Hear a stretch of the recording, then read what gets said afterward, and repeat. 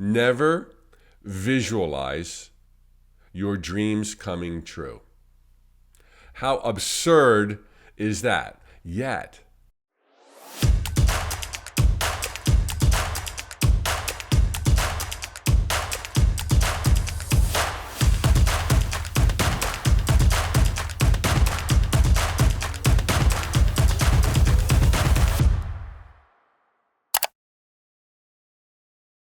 never visualize your dreams coming true. How absurd is that? Yet, it is awesome advice. Never visualize your dreams coming true. Why? As you maybe have heard me say before, you are to visualize your dreams as if they already came true. You're beyond that finish line. Not that there's a finish line. You're beyond the tipping point. It's already happened last week, last month, last year. Now, close your eyes and picture in your mind all that you may be. That's how you visualize.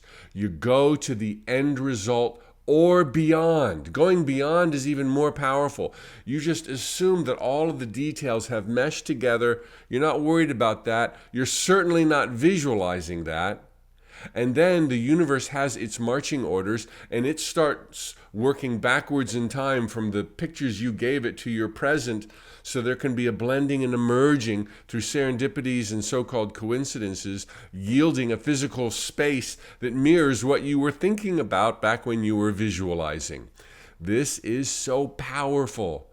These are primitive times that we chose to be alive in. Caveman, cavewoman, that's what's going on right now. We're still firing mostly only our physical senses, reacting to the world around us, completely forgetting, as I shared last week, that we are happening to life. It is not happening to us. And so because we're in that realm and in that forgetful space, we have a dream, we see ourselves here, and we think we need to meet the right person at the right time, be in the right place with the right words to say, and we feel like we've got to carry the weight of the world on our shoulders. This note from the universe does speak to this paradox. The note, by the way, is at the top of this week's PDF download, right under the video box. The end in thought, combined with baby steps in its general direction, will literally create the necessary circumstances and serendipities, players, epiphanies, ideas, and stories necessary to bring about your desire. Know the wows, not the hows, the universe. The wows are your responsibility. They're like the OMGs, like the effect, the emotional charge you're going to feel when you wake up one day and you're realizing you're living the life of your dreams. You've arrived. When did this happen? Oh my gosh, there was this metamorphosis. You know, now you've got the phone ringing and friends showing up and a busy social calendar, if that's what you like, lots of animals, lots of fur babies, maybe some travel, whatever it is that you want. All of a sudden, you're in the midst of it. Oh, wow. Define the wows. Visualize the wows. I'm here. It happened. I arrived. And Trixie's gorgeous. She loves me more than I thought I could be loved. Or Bruno or Rocky or whoever. It's already happened. It's already happened. That's what you visualize. Too often, our instincts will take us to a place of, okay, I'm going to write that book, and then I'm writing, and it's so easy to write that book, and now I'm sending it to Oprah Winfrey, and I've got a phone call from Oprah Winfrey. I mean, that stuff can be powerful, but it tends to lock your thinking into how your dream will come true. You don't want to mess with the cursed hows. You don't want to mess with the cursed whos. You don't want to mess with the cursed whens and wheres and all those details. That's minutia that the universe has got down pat. You want to figure out the wows. And as soon as you do, the universe knows the hows. The universe figures out the hows, the whos, the wheres. And there's nothing wrong with visualizing a possible how or visualizing the details. We'll talk about that in this mini manifesting workshop. But you don't want to be embroiled or attached to those hows, those whos, those whens, nor do you want to close the door on other possibilities you're not even aware of by so single-mindedly focusing on your ticket being Oprah Winfrey's phone call, getting you on her show, promoting your book, or whatever. Not that I haven't visualized sitting with Oprah, but I also visualized the big picture. I also knew where I wanted transformation. I also took a lot of action on multiple fronts, not just books. And I'm like, universe, you show me the way. I'll be a speaker, a webmaster, an author, and many other kooky things that I've tried in my decades. So you see the paradox. It's really simple. I want to drive it home with a little presentation on the Bermuda Triangle of manifestation. But before I get you to that point, let's just review the very simple basics of the logistics of mystics, which we have reviewed over the years, the 3 years that I've been doing this. If you've not heard that before, you're going to hear it now. The logistics of mystics, GPS navigation parallels the steps of manifestation. You begin with the destination. Step 1 in GPS navigation to a place you've never been to before. You begin and you input into your phone or your car your desired destination. You don't program in your desired how I'm going to get there. You don't know how you're going to get there. And that's okay to admit that when it comes to a dream.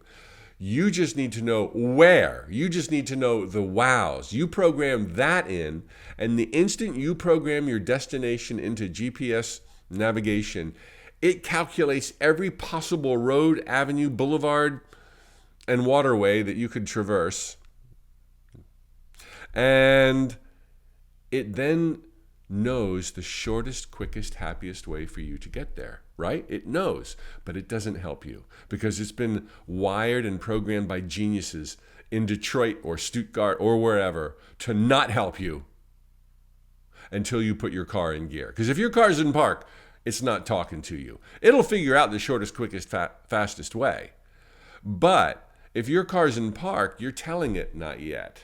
Not yet. I'm going to let the universe drive this car. The universe loves and adores me. My thoughts become things, so I'm just going to visualize that. Well, your car will rust beneath you before you get to wherever you want to get to, until you not only program the destination, but get it out of park and start rolling. Then guidance is forthcoming. Make a legal U-turn. Make a left in 2 miles. Make a right. And it will take you there. The point of all of this is to reiterate, as I've already shared, but the profundity of it is so humongous it's worth repeating. It all begins with the end. The end in mind. The destination forces the details, forces the right people at the right time, instills within you the confidence, the courage, the optimism, the creativity. Whatever you were lacking that you need, it's given. Whatever you were lacking that you need, it is given as you show up, show up, show up. Too often, people don't put their metaphorical car in gear because they see the distance they want to traverse. Oh my gosh, how am I ever going to get there?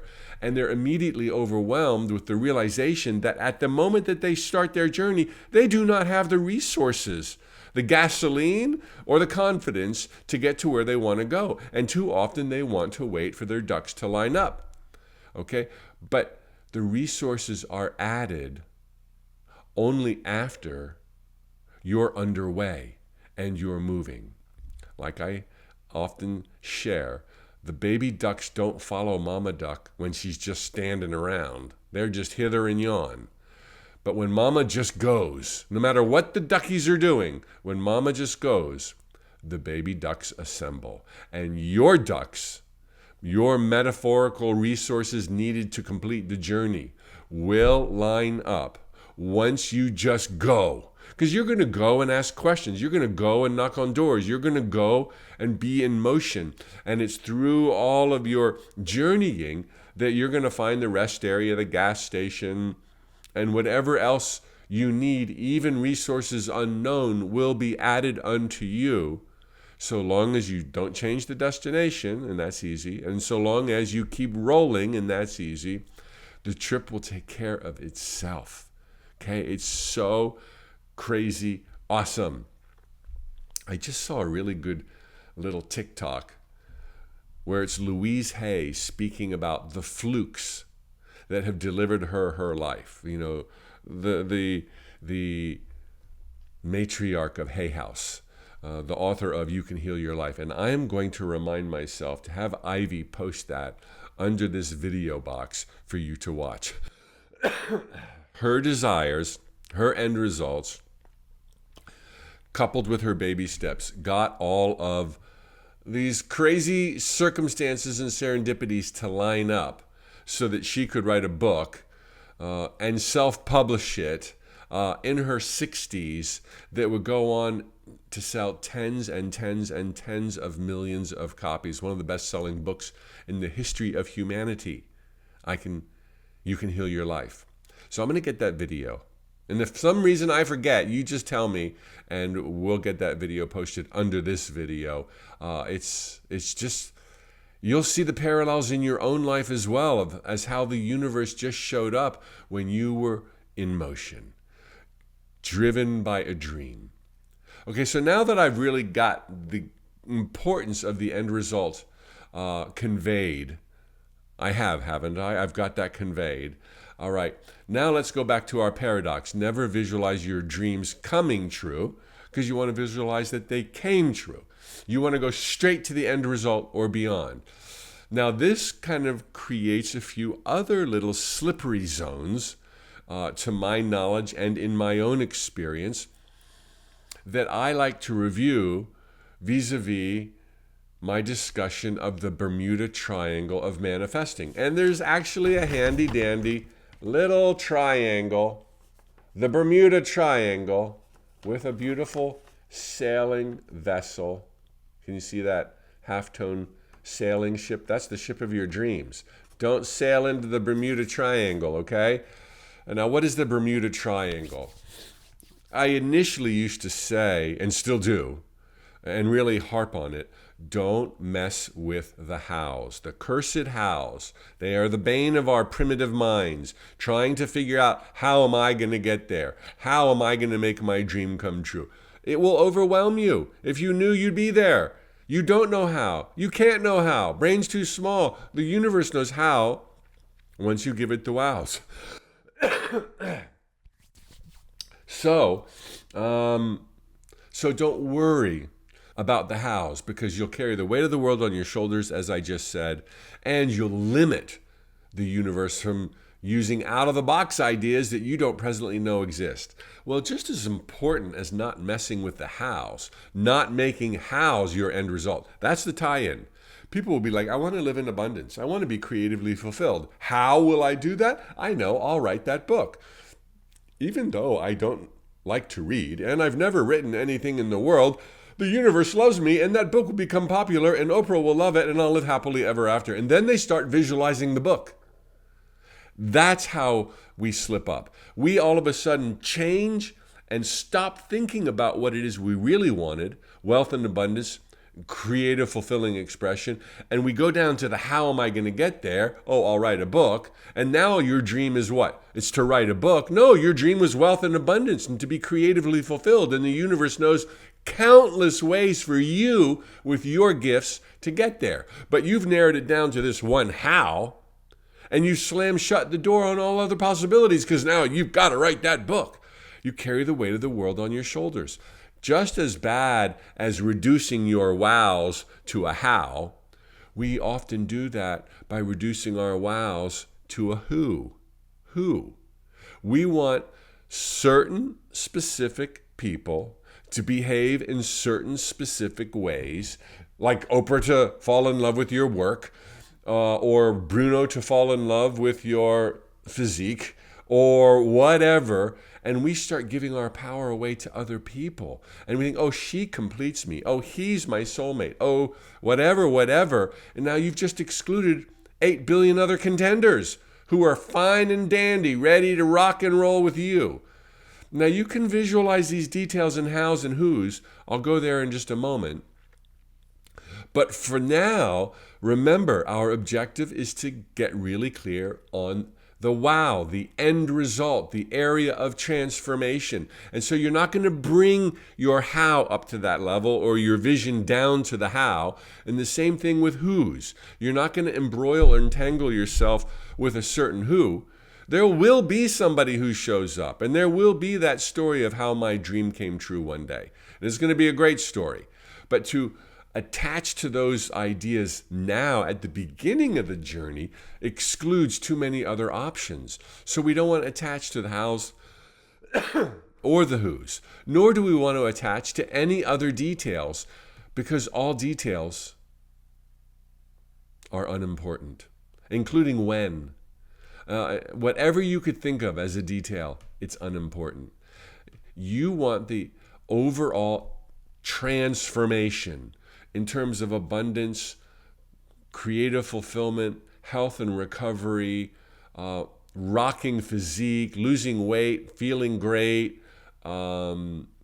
These big picture categories. Just, I call them the Fantastic Five.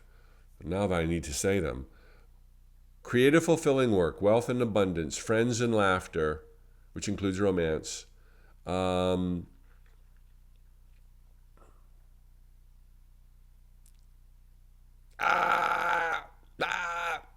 right, I'll put that under the video as well. The Fantastic Five, as well as the Louise Hay video. So generally, and then there's happiness. So there's 6, the Fantastic Five plus happiness. Just overall happiness. If all you say is, I want to be happy, universe, woohoo, happy. It knows you want enough money and to feel good and to be fulfilled, and happiness will force those cylinders to fire as well.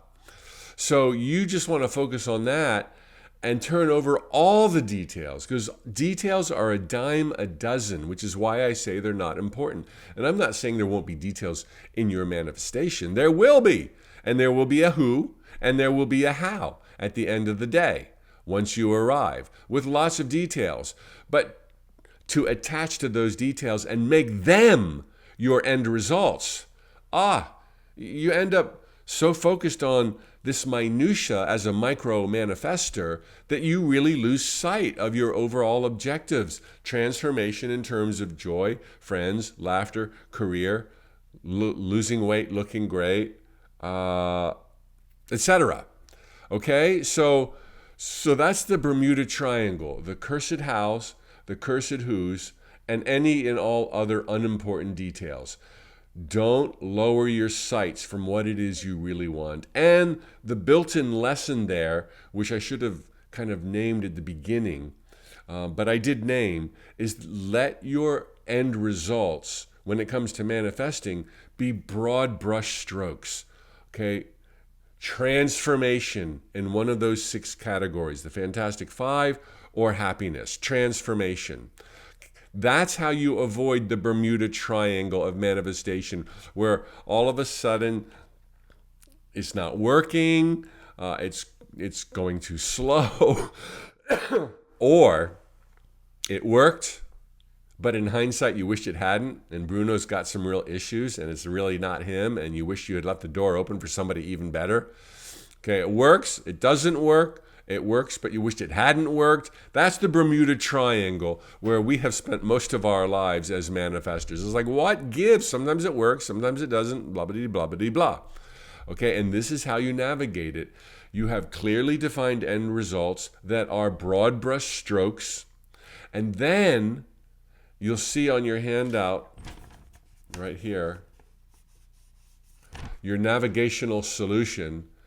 Then you visualize the details for the emotional charge that they give you, but you detach from those details. So this is where I was saying you can visualize Bruno, and you can visualize being on the Oprah show, but don't close the door. Let there be room for or better. So it might not be Oprah. You might visualize Oprah every day, and it's never Oprah. And that's okay. There'll be a better way. You're not going to be attaching to or insisting upon Oprah or Bruno or any path or any time frame. You can visualize it happening like, oh my gosh, it happened so quick. I never could have believed it happened so quick. It happened when I was still in my, whatever year age you are right now. You could visualize that. Like, oh my gosh, within days it happened. But if it doesn't happen, and it's not Bruno, and it's not on the calendar as you visualized, it's going to be water off your back. It's okay. It's okay. You just created, through visualizing the details, the hows and the whos, you can visualize them. You created an emotional charge like, oh my gosh, this is so delicious. Oh my gosh, this is so juicy. Oh my gosh, this is better than I ever thought. You're going to visualize all those details. But it's going to be about the emotional charge of like, hallelujah, euphoria, I have arrived. That's golden. That's what you attach to. You attach to the area of transformation. You settle for nothing less. But then you visualize the details, not because the details are all important, because you're creating the emotion. And either the details you visualize, the calendar you visualize, the person you visualize, either they will show up or better because you're not attached. And you're not going to say, well, Bruno just broke up with me. How come this stuff doesn't work? It does work. He was the wrong person. He needed to be shoved aside so that you could find Stan. And Stan is going to blow your mind. This is how it works. These are the flukes that Louise Hay is talking about. You're going to have the unexpected 2 steps back. Why does this keep happening? These are signs that it's working. Everything is working.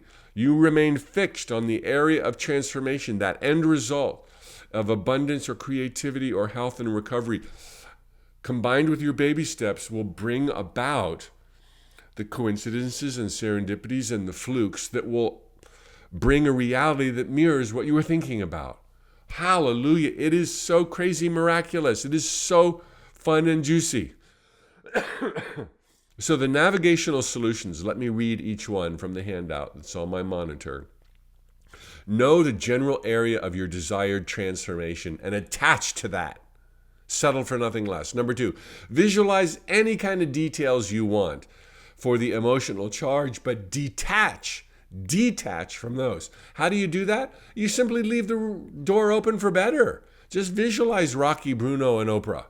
Not together, okay? Just visualize Rocky, Bruno, or Oprah. And realize they're going to be entering your life or better. There, now you're not attached. It's easy. Visualizing something doesn't mean you're attached to it. What you're attached to, as I said, step 1, is a general transformation, the mind-boggling transformation that will bring with it details you can't even conceive of right now. Oh my God. And number 3, sail. Sail your ship of dreams. Take action, baby steps, knock on doors, turn over stones. And there you got it. Another relatively brief mini manifesting workshop. There is a challenge for you on your worksheet today, or not worksheet, a handout. Just simply practice visualizing a key area of your life transformed after the transformation. Write down in the space provided key area, and then you're going to need more space than I gave you, but you're going to then, before you close your eyes, list some scenes and scenarios replete with glorious details that you can then imagine, that you can then visualize. Use extra paper to complete. Okay, you got it? It really is easy. Never visualize your dream coming true. Visualize that it already came true. What a paradox. All right, time for some little energy exchange here. Now I'm bringing us all into the eternal now. I am with you right now, wherever you are. You are with me. I feel your energy.